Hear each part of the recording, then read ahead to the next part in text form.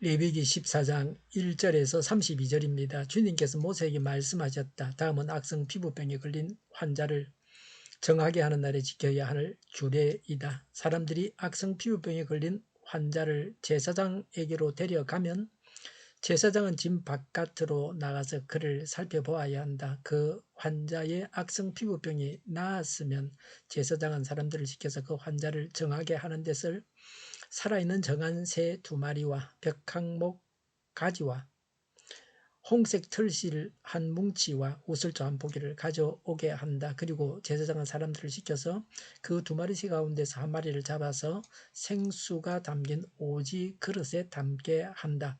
그렇게 한 다음에 제사장은 백향목 가지와 홍색 털실 한 뭉치와 우슬조 한 포기와 그리고 그 살아있는 나머지 새를 가져다가 생수가 섞인 죽은 새의 피에 찍어서 악성 피부병에 걸렸다가 정하게 된 그 사람에게 7번 뿌린다. 그런 다음에 제사장은 그에게 정하다고 선언하고 살아있는 새는 들판으로 날려보낸다. 정하다고 선언을 받은 그 사람은 옷을 털고 털을 모두 밀고 물로 목욕을 하면 정하게 된다. 그리고 진으로 돌아온 뒤에 그는 이래 동안 장막 바깥에서 살아야 한다. 이렇게 되는 날에 그는 다시 털을 모두 밀어야 한다. 머리카락과 수염과 눈썹까지 털을 다 밀어야 한다. 그런 다음에 옷을 빨고 물로 목욕을 하면 그는 정하게 된다. 8일째 되는 날에 그는 흠없는 순양 2마리와 흠없는 1년 된 어린 암양 1마리와 곡식 제물로 바칠 기름 섞인 고운 밀가루 10분의 3 에바와 기름 한 록을 가져와야 한다. 그를 정하게 할 제사장은 정하게 되려는 그 사람을 그 제물들과 함께 해막 어기 주 앞에 세운다. 제사장은 순양 1마리를 끌어다가 그것을 기름 한 록과 함께 속건 제물로 바치는데 그것은 주 앞에서 흔들어 바치는 제물이므로 제사장은 그것들을 흔들어야 한다. 제사장이 그렇게 하고 나면 정하게 되려는 그 사람이 속죄 제물과 번제물을 잡는 바로 그 장소 곧 거룩한 곳에서 나머지 순양 1마리를 잡는다. 속건 제물은 속죄 제물과 마찬가지로 제사장의 몫이 된다. 그것은 가장 거룩한 것이다. 제사장은 속건 제물의 피를 받아다가 정하게 되려는 사람의 오른쪽 깃불과 오른손 엄지와 오른발 엄지에 발라야 한다. 그런 다음에 제사장은 기름 한 록에서 얼마를 들어 왼손 바닥에 붓고 오른쪽 손가락으로 왼손 바닥에 부은 기름을 찍어 그 손가락에 묻은 기름을 주 앞에서 7번 뿌린다. 그리고 제사장은 손바닥에 남아있는 기름을 정하게 되려는 그 사람의 오른쪽 깃불과 오른손 엄지와 오른발 엄지에 이미 발라놓은 속건 제물의 피 위에 덧바른다. 그리고 나머지 기름 곧 제사장의 손바닥에 남아있는 기름은 정하게 되려는 사람의 머리에 바른다. 그리고 나서 제사장은 주 앞에서 그 사람의 죄를 속하여 주어야 한다. 부정한 상태에서 이제 정하게 되려는 그 사람의 죄를 속하여 주려고 제사장은 속죄 제물을 바친다. 그렇게 한 다음에 정하게 되려는 그 사람이 번제물을 잡으면 제사장은 번제물과 곡식 제물을 제단에 바친다. 이렇게 하여 제사장이 그의 죄를 속하여 주면 그는 정하게 된다. 그러나 가난해서 그렇게 많은 것을 바칠 수 없는 사람이 자기의 죄를 속하려 할 때에는 그는 제사장이 흔들어 바칠 속건 제물로는 순양 1마리를 가져오고 곡식 제물로 바칠 기름으로 반죽한 고운 밀가루 10분의 1 에바만 가져오면 된다. 기름은 마찬가지로 한 록이다. 힘이 닿는 대로 산 비둘기 2마리나 집 비둘기 새끼 2마리를 가져다가 1마리는 속죄 제물로 다른 1마리는 번제물로 바치면 된다. 8일째 되는 날에 그는 정하게 되려고 바치는 이 모든 제물을 제사장에게로 곧 해막 의기의 주 앞으로 가져와야 한다. 그러면 제사장은 속건 제물로 바칠 순양과 기름 한 록을 받아다가 주에게 흔들어 바치는 제물로 그것들을 흔들 것이다. 그런 다음에 제물을 바치는 사람이 속건 제물인 양을 잡으면 제사장은 속건 제물의 피를 받아다가 정하게 되려는 사람의 오른쪽 깃불과 오른손 엄지와 오른발 엄지에 바른다. 또 제사장은 기름 얼마를 왼손 바닥에 붓고 오른쪽 손가락으로 왼손 바닥에 부은 기름을 조금 찍어 주 앞에서 7번 뿌린다. 또 제사장은 손바닥에 남아있는 기름을 정하게 되려는 사람의 오른쪽 깃불과 오른손 엄지와 오른발 엄지 곧 속건 제물의 피를 바로 그 곳에 덧바른다. 제사장의 손바닥에 남아있는 기름은 정하게 되려는 사람의 머리에 바른다. 이렇게 하는 것은 제사장이 주 앞에서 그의 죄를 속하여 주려고 할 때에 하는 것이다.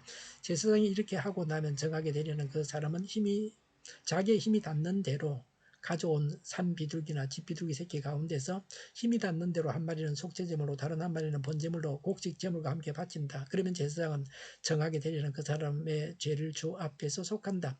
이상한 악성 피부병에 걸린 사람이 정하게 되는 예식을 치르면서 넉넉한 제물을 바칠 수 없을 때에 지킬 규례이다. 아멘. 32절에 악성 피부병에 걸린 사람이 정하게 되려는 예식에 관한 규례입니다.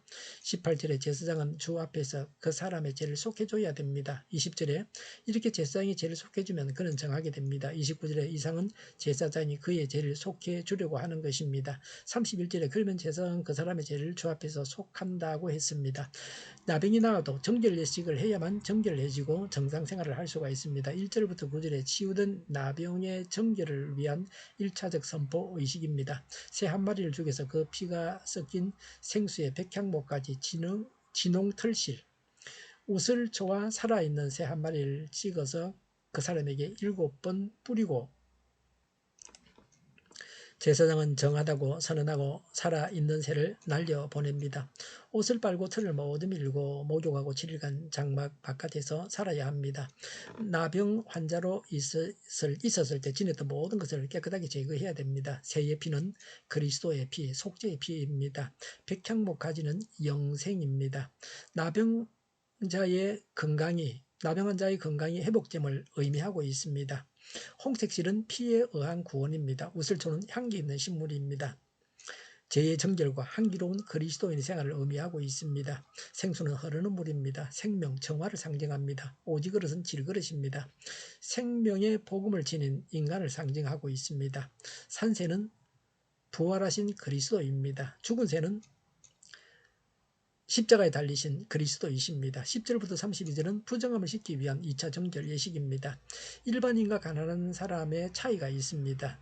10절부터 20절은 일반적인 규례입니다. 12절에 속건 제물, 순양 한 마리를 흔들어 바칩니다. 13절에 또 한 마리의 순양을 속죄제물로 바칩니다. 속건 제물과 속죄제물의 고기는 제사장의 몫이 됩니다. 20절에 번제물, 10절에 보면 암양 한 마리라 그랬죠. 번제물과 곡식제물, 10절에 기름 섞은 고운 밀가루 10분의 3 에바 10.8리터를 제단에 드린다고 했습니다. 가난한 사람의 경우입니다. 21절부터 32절에 말하고 있습니다. 21절에 가난한 사람 경우 흔들어 바칠 속건 제물은 순양 한 마리라고 했습니다. 속건 제사는 성물을 잘못 사용하거나 이웃의 물건을 빼앗았을 경우에 드리는 제사입니다. 여기서는 경중에 있는 동안에 하나님께 다하지 못한 의무, 예물이나 소산물을 속건제로 드리는 것입니다. 가난한 사람도 똑같이 순양 한 마리를 바친다고 하는 것은 나병 환자의 속건제가 하나님의 언약 백성의 일원으로서 권리를 회복한다는 상징적인 의미가 있습니다. 22절에 산비둘기 2마리 그랬습니다. 아니면 집비둘기 새끼 2마리입니다. 한 마리는 속죄제물로 한 마리는 번제물입니다. 비둘기는 쉽게 사고 기를 수 있는 조류입니다. 가난한 자의 음식입니다. 제물용으로도 사용되었습니다.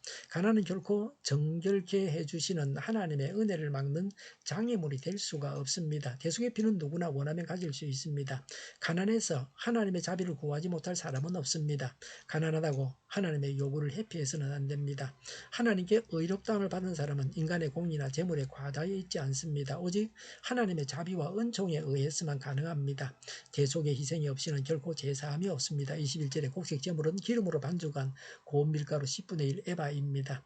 공통되는 절차입니다. 10절과 23절에 8일째 되는 날에 이 모든 제물을 해막의 제사장에게 가져와야 합니다. 제8일은 일주일간의 창조가 끝나고 새로 돌아온 첫날입니다. 회복과 시작의 상징적 의미가 있습니다. 할례가 생후 8일에 거행된 것과 같습니다. 언약 밖에 거하던 자가 다시 새롭게 언약의 백성 안으로 들어와서 하나님과 관계가 회복되었음을 말해주고 있습니다. 14절과 25절은 속건제물의 피를 받아서 정하게 되려는 사람의 오른쪽 깃불과 오른쪽 엄지와 오른발 엄지에 발라야 한다고 했습니다. 피 바르기는 속죄입니다. 그리스도의 보혈을 상징하고 있습니다. 오른쪽은 완전함을 상징합니다. 귀에 피를 바른 것은 하나님의 말씀을 온전히 듣고 손발에 바른 것은 손발로 순종함을 상징합니다. 제3을 받은 자는 말씀에 온전히 순종하여 성결한 삶을 살아야 합니다. 10절과 21절은 기름 한 록이라 그랬습니다. 0.54리터 약 주 반입니다. 16절과 27절에 기름을 주 앞에서 7번 뿌린다 그랬습니다. 번제단에 기름을 뿌립니다. 병자를 성결케 하기 위해서 먼저 기름을 성결케 하기 위함입니다. 이 기름은 성막에 예비된 것이 아니라 병자가 가져온 것입니다. 7번은 완전함, 철저함을 상징하고 있습니다. 17절과 28절에 남은 기름을 정하게 되려는 사람의 오른쪽 깃불과 오른쪽 엄지와 오른발 엄지에 이미 발라둔 속건제 피 위에 더 바른다고 했습니다. 기름은 위로부터 임하는 은혜와 능력을 상징하고 있습니다. 성령의 은사입니다. 하나님의 백성으로 능력 있는 삶을 영위하는 것을 상징하고 있습니다. 18절과 29절은 나머지 기름은 정하게 되려는 사람의 머리에 바른다고 했습니다. 머리는 전인격을 상징하고 있습니다. 전심을 다해서 하나님께 헌신함을 의미하고 있습니다. 속죄제입니다. 병자가 진 밖에 사는 동안 하나님의 절기나 집회에 참석하지 못한 죄나 율례를 범한 것을 속죄하기 위함입니다. 예를 들면 율법이 금한 음식을 먹었던 것을 용서받기 위한 것입니다.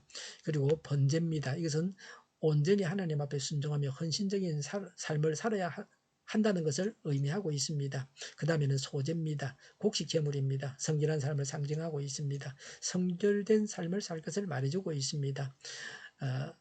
다른 생명을 희생제물로 드려야만 정결해질 수 있습니다. 예수님의 보혈의 효력을 보여주고 있습니다. 예수님께서 십자가에 달려 죽으심으로 이 모든 제사가 다 폐기되었습니다. 예수님께서 십자가를 지시기 전에는 이런 제사를 다 드려야만 했습니다. 이런 제사가 아니고 죄를 용서받을 수는 없습니다. 제사를 드리려면 제물을 마련하고 시간을 내어야 합니다. 하나님의 지시를 따라야만 하나님의 은총이 회복될 수 있습니다. 정결 예식은 예수 그리스도의 구속 활동을 상징합니다. 죄인이 언약 공동체에 참여할 수 있는 길을 열어주었습니다. 22절에 힘이 닿는 대로 그랬습니다. 제물을 준비할 때 가장 중요한 조건입니다. 헌금은 제물의 양에 따라서 평가가 달라지지 않습니다. 어떤 마음가짐으로 얼마나 정성껏 준비했나 하는 것이 중요합니다. 오늘날 교회 생활하면서 드리는 헌금도 힘이 닿는 대로 하는 거지 뭐 빚을 내가 하거나 남에게 보여주기 위해서 억지로 많이 하거나 뭐 그럴 필요는 없습니다. 기도하겠습니다. 그리스도의 보혈로 용서해 주심을 믿고 감사를 드립니다. 늘 회개하고 성결한 삶을 살게 하여 주시옵소서. 정의가 강물처럼 흘러가게 하여 주시옵소서. 교회가 분열되지 않고 하나가 되게 하여 주시옵소서. 교회가 한 목소리를 내게 하여 주시옵소서. 전쟁이 그치고 평화가 오게 하여 주시옵소서. 성령을 대적하는 자가 없어지게 하여 주시옵소서. 주사파와 공산당과 이적 단체들과 적화 통일로 나아가게 하는 자들이 없게 하여 주시옵소서. 하나님을 대적하는 법과 있어는 안 될 법을 만들지 않게 하옵소서. 이스라엘 법을 폐기하지 않게 하옵소서.